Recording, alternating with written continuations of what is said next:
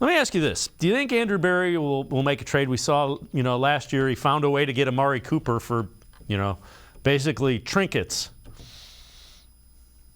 Yeah, I think that he even mentioned this at the Combine, is that sometimes they didn't really even know that opportunity would come up last year right before free agency. And I really like that approach because, when you get into free agency, we saw particularly with the wide receivers,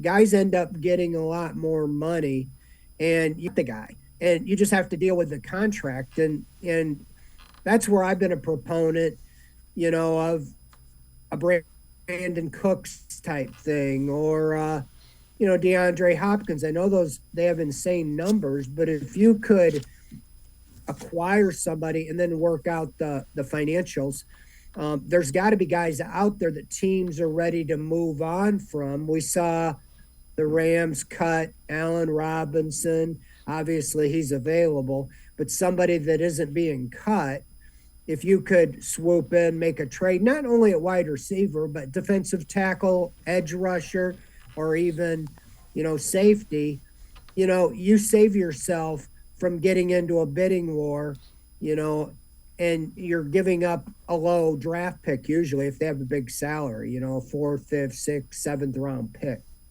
Do you think there's any way the Browns trade any of the veterans? There was crazy talk about Nick Chubb. I'm not going down that road. I don't think there's any way, when you're trying to win and your general manager and your head coach really need to win, you're not trading one of your best players. But do you think there's a veteran that they potentially move to get an area of need from an area of strength? And if so, who would it be? Well, yeah, I think they would if they could.